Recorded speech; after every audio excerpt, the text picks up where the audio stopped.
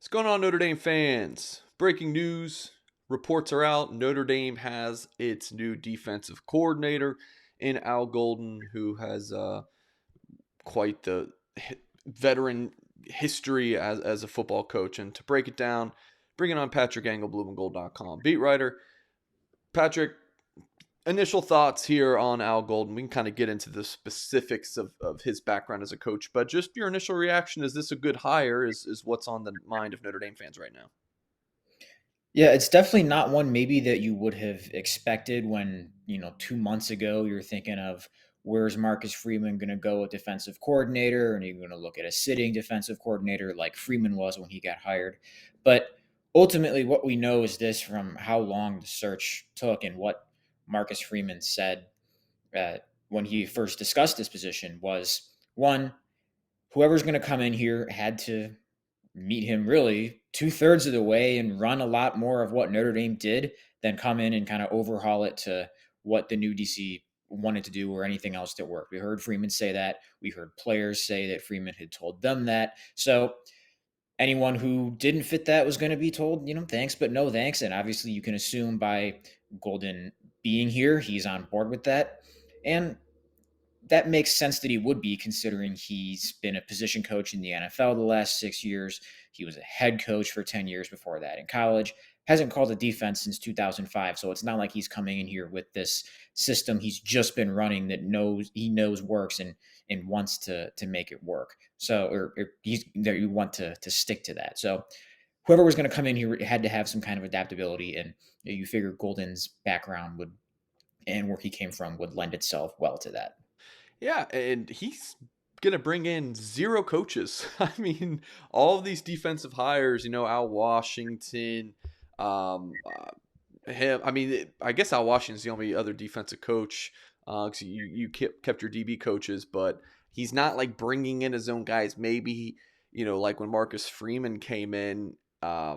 He brought Chad Bowden over as defensive recruiting director. Maybe he brings in like an analyst GA to kind of help him behind the scenes. But I mean, heck, they even reportedly have hired James Laurinaitis to kind of be that role as a linebackers coach to help out at least. So yeah, it's an interesting hire because I'm sure, Patrick, they did have to whittle down the candidates list pretty fast from, you can't really bring in this, hot name because they want to bring in their own guys, and they weren't really able to do that. I mean, Freeman came in with Mickens. Mickens was already at Notre Dame, and they were childhood best friends. So, any other thoughts about him as a coach coming in, because he didn't have a great run at Miami, but who has in the past 15 years? Temple, he did fine there to elevate to Miami.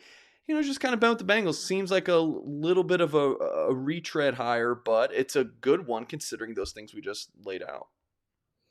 Yeah, out of the box, like I mentioned, definitely. But considering what the the kind of the stipulations here were with the hire, yeah, it was going to be someone that they had to fit in here, and that's going to determine a lot of it. So a lot of how this goes or how good of a hire it is will depend on really how much he can put himself into the existing infrastructure here. And maybe that's not every defensive coordinator's assignment when they take a new job, especially here, but Freeman himself didn't change a whole lot what he took over for Clark Lee. But yet, even though the big thing with Golden, at least in this role, is no, hasn't been a defensive coordinator full time since 2001 through 2005 at Virginia. Offenses are they look a lot different now than they were when he was running defenses in the early 2000s ACC before Clemson was Clemson, and when you still had fullbacks and 12 personnel everywhere and stuff like that before the real spread revolution took over. But it's not like 6 years in the NFL wouldn't expose you to all these new trends and ways things are going on offense there too. I mean, in the Super Bowl, you just face the Golden and the Bengals face an offense that's known for all its kind of new age thing, and now seemingly half the NFL runs, and you even see some college teams going that direction too. Like Kentucky's offensive coordinator, for example, came from that Ram system. So it's not like he hasn't been kind of up close and still working with game planning against modern offenses, and I think that NFL experience will help him there. But just in terms of the quick background, last 2 years, Bengals linebackers coach. 2 years before that, Detroit Lions linebackers coach. And the 2 years before that, this is 2016 and 17, Lions tight ends coach, which is actually the position he played in college at Penn State. And then, like you mentioned, 2011 through 15, Miami's head coach, 2006 to 10 at Temple. And then, of course, like I mentioned, 01 through 05, Virginia's defensive coordinator. Okay. Now, I mean, knock on wood here. This is Notre Dame's last hire of the assistant coach cycle. I mean, the Freeman had to overhaul a lot more of that staff than initially expected. The only guys he retained, quarterbacks and offensive coordinator Tommy Rees, and then the two defensive back coaches Mike Mickens and Chris O'Leary.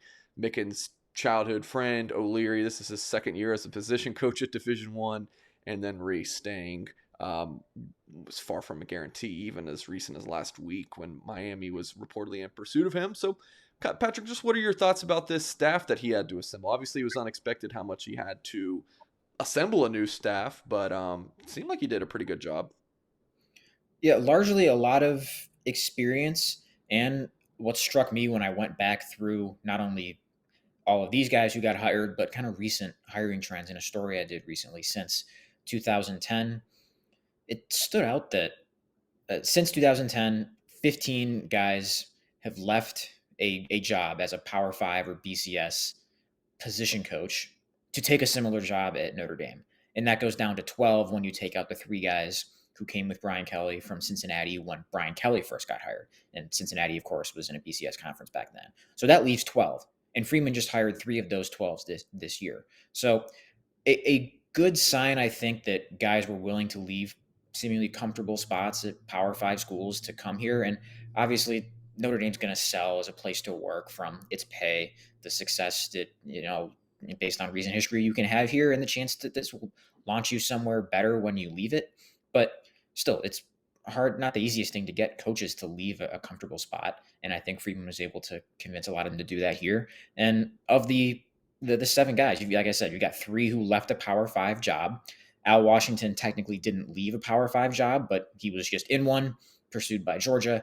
Harry Hiestan's resume speaks for itself. Al Golden, only the third time they've hired Notre Dame since 2010, that is, hired someone directly from an NFL job. So the jobs that Freeman was able to get guys to leave, I think stands out. Although, of course, we'll see. It'll be a little while before we really know how all these guys work out and how Freeman's ability as a hirer are. But I think that initially was a good sign of where these guys came from. Heck, we don't even know if Freeman's a good head coach. I mean, who knows at this point? Still so early. Make sure you guys hit the thumbs up on this video. $1 for 1 year premium access at blueandgold.com. One other news item I wanted to get to, Patrick, before we get out of here, was Nick Lazinski, who had been an analyst at Notre Dame for several years, became the linebackers coach at Vanderbilt under Clark Lee. Obviously, there was a great familiarity there. Those two guys worked really closely together in linebacker recruiting. Lee was not much of a day-to-day recruiter. He leaned on Lazinski to do a lot of that daily phone calls and text messages with prospects that Lee, quite frankly, just didn't want to do or didn't like to do or whatever the case was. I mean, it's not going to have a major impact, because he was an analyst, but still a key cog as a recruiter. And I know you've reported on him, in Josh Burnham's recruitment. Josh told you after he committed that Lazinski was the main guy that, he was being recruited by. Yeah, anytime you can keep a GA for 4 years or GA/analyst, one of those guys, really, that's a win because it's rare. And if that guy's good, probably before 4 years are up, he's going to go find another position coach job or some kind of promotion. Obviously, that's the case here. Not only the promotion, but one with Clark Lee, who he knows quite well, who he worked with at Notre Dame here for 3 years. If this was all played right by Freeman and by who he's hired, not only to fill out his position coaches, but behind the scenes, like you mentioned, James Laurinaitis, other GAs, analysts who some of these assistants might bring in theory, they do all that right, you're not going to miss him. At the end of the day, he's an analyst, but talented analysts still can be assets. And from what you've heard, and like you mentioned, what Josh Burnham told me after he committed last spring, yeah, Lazinski was a meaningful presence, and Freeman relied on him in bowl prep to coach the linebackers. Of course, that's where he's going at Vandy, and to run the special team. So, yeah, a seemingly talented coach leaving Notre Dame. But again, if they played this right with all the new hirings, not one that should be missed given the role. And you felt like it was a win for him to stay here as long as he did, if indeed the coaching future for him as is as promising as maybe his run here might suggest. Yeah. Here's a bold prediction for you. I'm just kind of throwing this out. Al Golden goes back to the NFL maybe after a year. Nick Lazinski comes back. It's, maybe linebackers coach, and maybe like someone internally gets promoted to DC. And then I just feel like Lazinski loved Notre Dame so much. I just think he's going to be back at some point. And from everything I had heard, everyone on the Notre Dame staff loved Lazinski. Just didn't work out for him to get a position coach role, whether it be linebackers or special teams. Mason made too much sense there, and then your linebackers coach opening, that was going to be a defensive coordinator as well. So, I just think Lazinski's going to be back at some point, so we will see. But, all right, that's going to do it for this video. Appreciate you guys watching. Make sure to hit that thumbs up. Go to blueandgold.com for your home of Notre Dame athletics coverage, and we will catch you next time.